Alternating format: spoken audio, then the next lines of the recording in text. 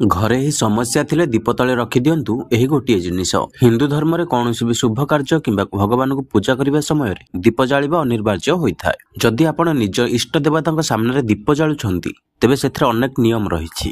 ଇଷ୍ଟ ଦେବତାଙ୍କୁ ପ୍ରସନ୍ନ କରିବା ପାଇଁ ଗାଈ ଘିଅରେ ଦୀପ ଜାଳିବା ଉଚିତ। ଯଦି ଆପଣ ନିଜ ଶତ୍ରୁକୁ ଶାନ୍ତ କରିବାକୁ ଚାହୁଁଛନ୍ତି ତେବେ ସୋରିଷ ତେଲରେ ଦୀପ ଜାଳନ୍ତୁ।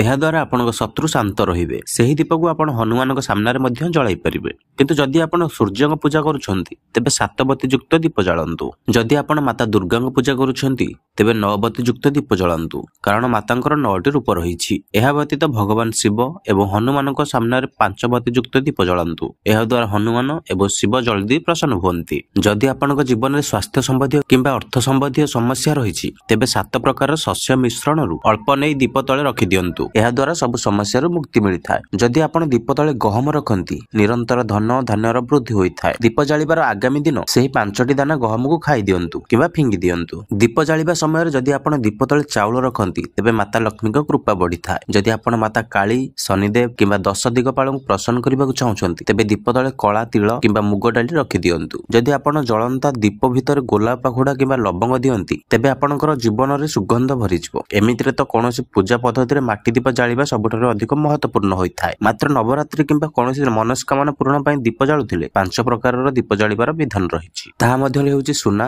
ଚାନ୍ଦି, ତମ୍ବା, କଂସା ଏବଂ ଲୁହା ଦୀପ। ଧନର ଅଭାବ ଥିଲେ ଏହି ସବୁ ଦୀପ ଜାଳି ପାରିବେ। ଯଦି ଆପଣ ସୁନାର ଦୀପ ଜାଳୁଛନ୍ତି ତେବେ ତାହା ତଳେ ଗହମ ରଖିଦିଅନ୍ତୁ। ଦୀପ ଘିଅରେ ପ୍ରଜ୍ୱଳିତ କରନ୍ତୁ ଏବଂ ସେଥିରେ ଗୋଲାପ ପାଖୁଡା ପକାଇ ଦିଅନ୍ତୁ। ସୁନା ଦୀପର ସୂର୍ଯ୍ୟ ଏବଂ ଗୁରୁଙ୍କ ବାସ ହୋଇଥାଏ। ଏହାକୁ ପୂର୍ବ ଦିଗକୁ ମୁହଁ କରନ୍ତୁ। ଏହି ଦୀପ ଜାଳିବା ଦ୍ୱାରା ଆପଣଙ୍କର ଉନ୍ନତି ହେବ। ଜୟ ଜଗନ୍ନାଥ।